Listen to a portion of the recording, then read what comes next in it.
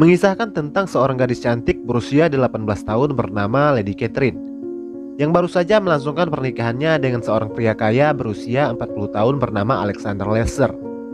Setelah menikah, Catherine langsung diboyong ke kastil mewah milik sang mertua, seorang bangsawan pemilik tambang batubara bernama Boris Lester.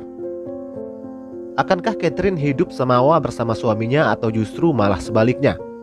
Sebelum kita eksekusi alur cerita film asal Inggris berjudul Lady Macbeth ini, seperti biasa jangan lupa subscribe, like, dan komen. Kehidupan pernikahan Catherine tidaklah sesuai seperti apa yang dia impikan.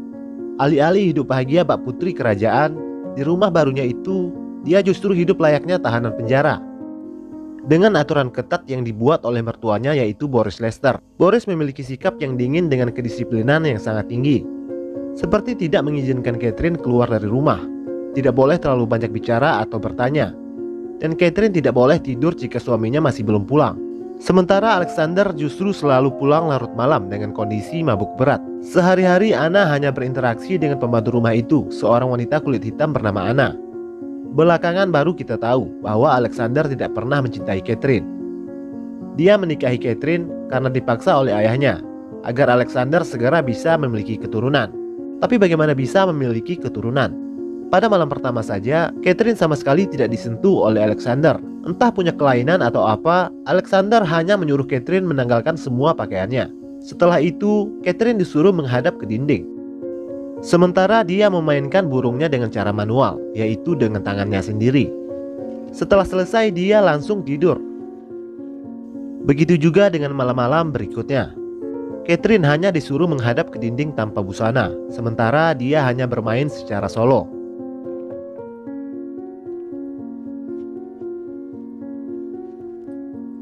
Face the wall.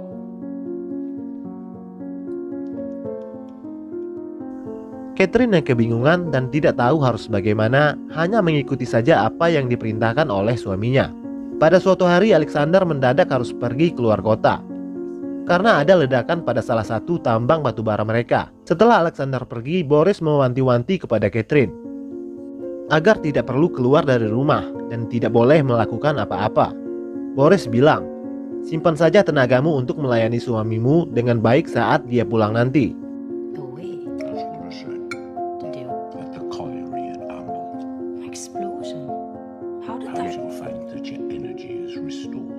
Setelah suami dan mertuanya pergi, Catherine yang merasa kebosanan karena tidak ada teman yang bisa diajak bicara dan tidak punya kegiatan apapun selain hanya pergi ke gereja pada setiap hari Minggu. Diam-diam dia keluar dari rumah, berkeliling di perkebunan kapas yang sangat luas. Pada suatu hari Anna tidak datang ke kamar untuk melayaninya seperti biasa. Lalu dia memutuskan untuk mencarinya di luar rumah. Ternyata Anna dikerjai oleh tukang kebun anak buah suaminya. Anna diangkat dan ditimbang layaknya hewan ternak. Melihat itu, Catherine marah dan memerintahkan para tukang kebun itu untuk menuruni Anna.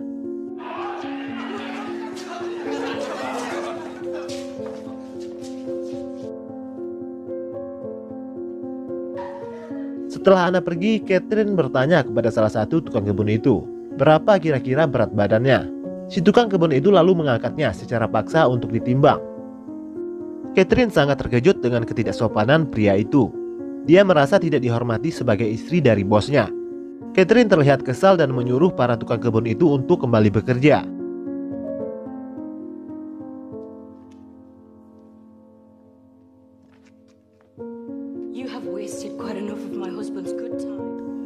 Di dalam rumah, Catherine bertanya kepada Anna, siapa nama pria itu? Anna bilang kalau dia adalah pekerja baru bernama Bastian. Catherine tampaknya sudah mulai penasaran dengan Bastian, pria yang 100% berbeda dengan sikap suaminya yang dingin.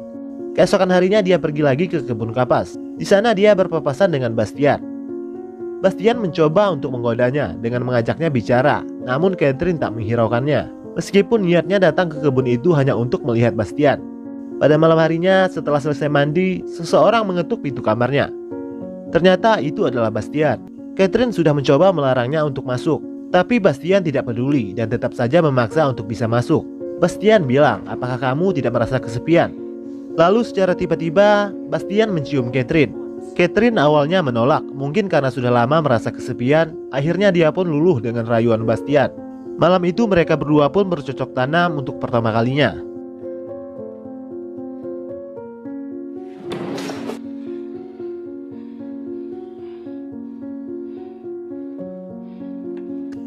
Keesokan paginya melihat Catherine tidur tanpa pakaian, Anna tampaknya sudah mulai curiga bahwa ada yang tidak beres.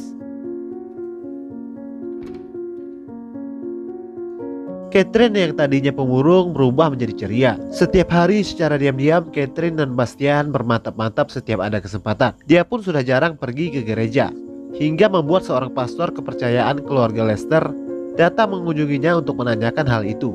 Rupanya diam-diam Anna memberitahu si pastor kalau Catherine menyelinap keluar rumah diam-diam tanpa sepengetahuan suaminya. Catherine tampak kesal dengan pengaduan Anna itu. Suatu hari Anna melihat Bastian menyelinap masuk ke kamar Catherine. Dari lubang pintu kamar, Anna menyaksikan sendiri mereka berdua sedang berhubungan intim. Saat sedang mencari jamur di hutan, Bastian menghampiri Anna. Anna seolah ingin mengingatkan Bastian akan hubungan terlarangnya dengan Catherine. Anna bilang, jika Tuan Boris tahu apa yang terjadi, ini bisa jadi masalah besar. Bastian justru balik bertanya, memang apa yang telah terjadi? Seolah mengancam Anna untuk tidak buka mulut. Anna tampak ketakutan dan memilih untuk diam. Tak lama kemudian Boris Lester pulang. Dia menanyakan kepada Catherine tentang kabar suaminya. Apakah dia sudah pulang? Tapi Catherine justru malah balik bertanya, bukankah kau yang menyembunyikan suamiku? Boris marah mendengar jawaban tidak sopan Catherine. Catherine sengaja menghabiskan minuman amer milik Boris, hingga Anna yang dapat getahnya. Sebagai balasan dari Catherine kepada Anna karena dia telah mulai ikut campur akan hubungannya dengan Bastian. Boris mengira kalau Anna lah yang telah meminum semua amernya. Lalu Boris menghukum Anna dengan menyuruhnya merangkak seperti hewan.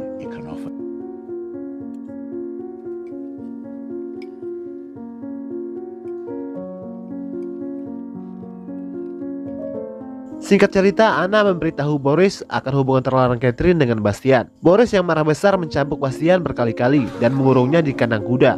Mendengar Bastian yang dikurung, Catherine mencoba untuk membebaskannya. Namun kunci kandang itu dipegang oleh Boris. Tanpa rasa takut, Catherine memaksa Boris untuk segera melepaskan Bastian.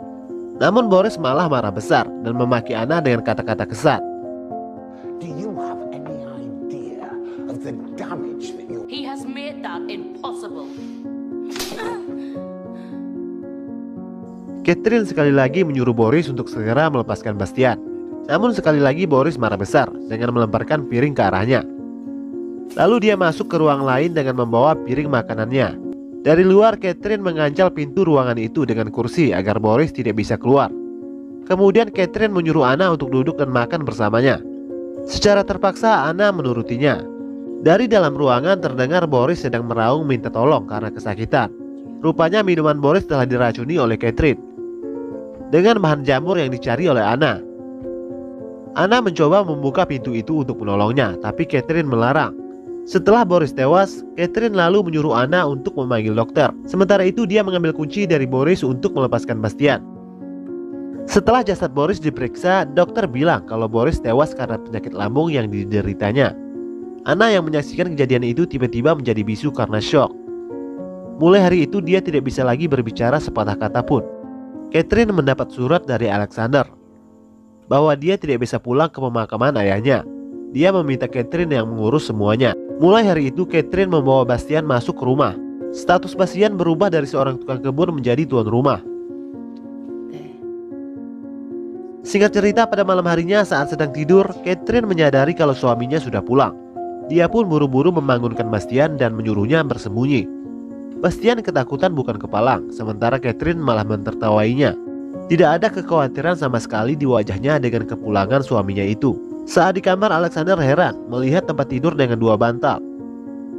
Dia juga menemukan sebuah sabuk ikat pinggang pria.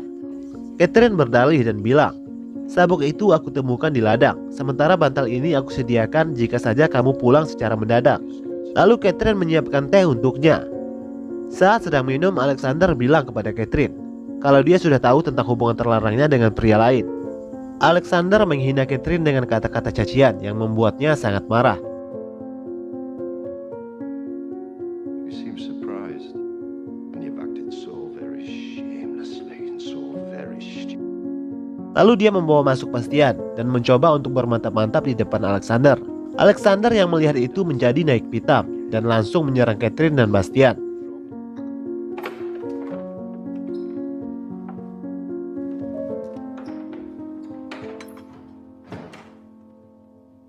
Setelah bergelut cukup lama, Alexander akhirnya tewas, dipukul oleh Catherine dengan besi berkali-kali.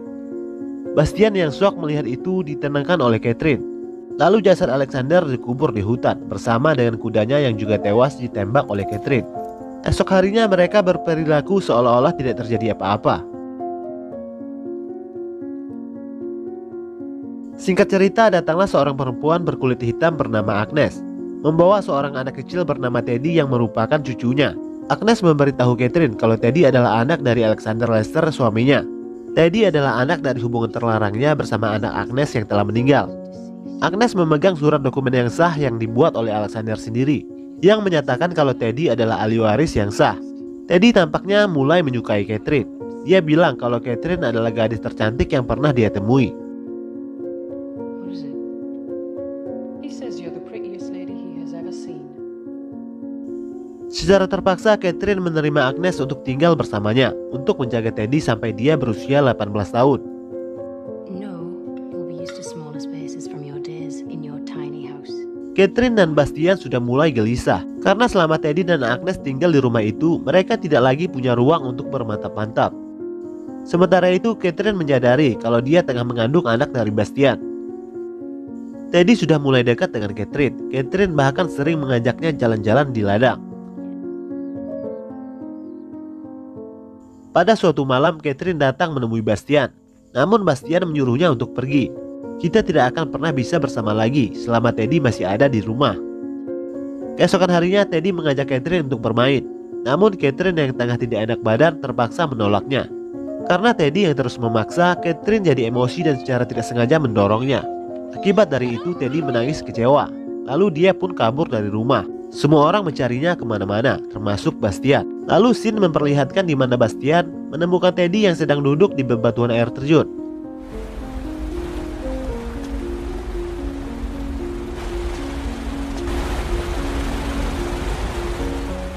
Lalu scene berpindah lagi di mana Bastian membawa pulang Teddy yang dalam keadaan lemas. Agnes yang melihat orang asing masuk ke rumah dan memegang cucunya marah-marah kepada Bastian lalu mengusirnya keluar. Melihat itu, Catherine tampaknya tidak suka melihat kekasihnya dibentak-bentak oleh Agnes. Dia pun pergi menyusul Bastian. Bastian mencoba untuk pergi dari rumah itu. Dia tidak terima dipermalukan oleh Agnes. Catherine mencoba menahannya. Catherine meyakinkan Bastian untuk bersabar sedikit lagi dan berjanji kalau semuanya akan segera selesai. Lalu Catherine kembali ke rumah dan menyuruh agar Agnes beristirahat, biar dia yang gantian menjaga Teddy. You need some rest and he'll need you when he wakes up. Lalu menyuruh Bastian untuk masuk. Kemudian Catherine membekap kepala Teddy dengan bantal. Sementara itu Bastian membantu memegang kakinya dan Teddy pun tewas karena kehabisan napas. Bastian merasa ketakutan dengan apa yang baru saja mereka lakukan. Namun sekali lagi Catherine menenangkannya dan menyuruhnya untuk keluar. Di hutan Bastian menangis karena menyesal telah menewaskan Teddy.